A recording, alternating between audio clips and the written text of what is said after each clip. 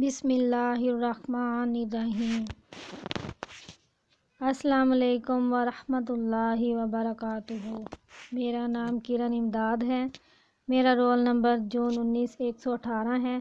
میرا آج کا ٹاپک ہے اللہ تعالیٰ کے صفاتی ناموں میں سے ایک نام المجید۔ ویسے تو اللہ تعالیٰ کے صفاتی نام اسماء الحسنی 99 ہیں۔ قرآن پاک میں آیا ہے وَلِلَّهِ الْأَسْمَاءُ الْحُسْنَى فَادْعُوهُ بِهَا، یعنی اللہ ہی کے لیے ہیں سارے اچھے نام، تو اس کو انہی ناموں سے پکارو۔ خوش نصیب ہے وہ جو اسماء الحسنی کی طرف متوجہ ہو، انہیں یاد کرے، سمجھے، خوب پڑھے، پکارے اور ان میں غور کرے۔ حدیث شریف کا مفہوم ہے کہ آپ صلی اللہ علیہ وآلہ وسلم نے فرمایا اللہ تعالیٰ کے 99 نام ہیں، جو انہیں یاد کرے گا جنت میں جائے گا۔ سبحان اللہ۔ اسماء الحسنی کو پڑھنے کے 3 طریقے ہیں۔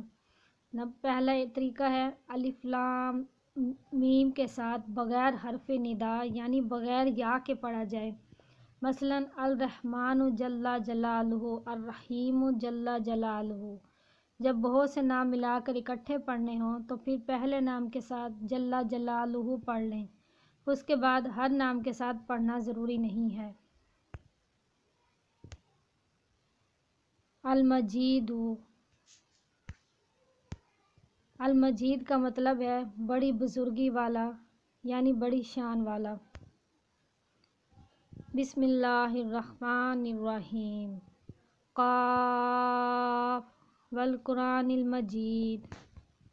سورہ قاف کی آیت نمبر 1 میں اللہ تعالیٰ کے صفاتی نام المجید کا ذکر ہے۔ قاف یعنی حقیقی معنی اللہ اور رسول صلی اللہ علیہ وآلہ وسلم ہی بہتر جانتے ہیں۔ اس آیت کا مطلب ہے قسم ہے قرآن مجید کی۔ سورہ ہود آیت نمبر 73۔ بسم اللہ الرحمن الرحیم۔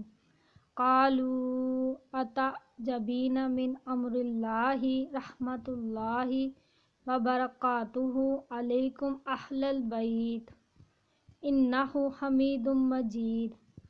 فرشتوں نے کہا کیا تم اللہ کے حکم پر تعجب کر رہی ہو؟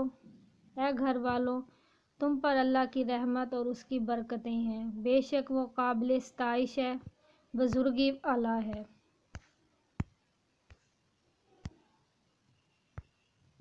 سورہ بروج آیت نمبر 15۔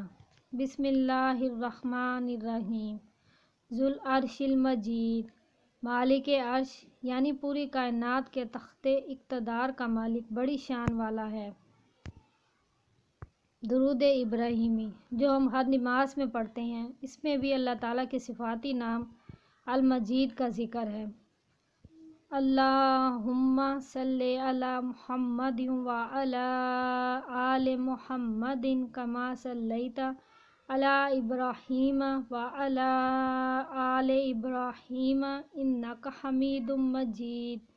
اللہم بارک علی محمد وعلی آل محمد کما بارکت علی ابراہیم وعلی آل ابراہیم انک حمید مجید۔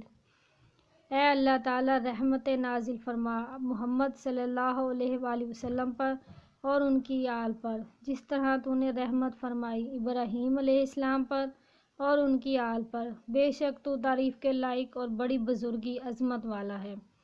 اے اللہ تعالیٰ برکت نازل فرما محمد صلی اللہ علیہ وآلہ وسلم پر، ان کی آل پر، جس طرح تو نے برکت فرمائی ابراہیم علیہ السلام پر اور ان کی آل پر، بے شک تو تعریف کے لائق اور بڑی بزرگی عظمت والا ہے۔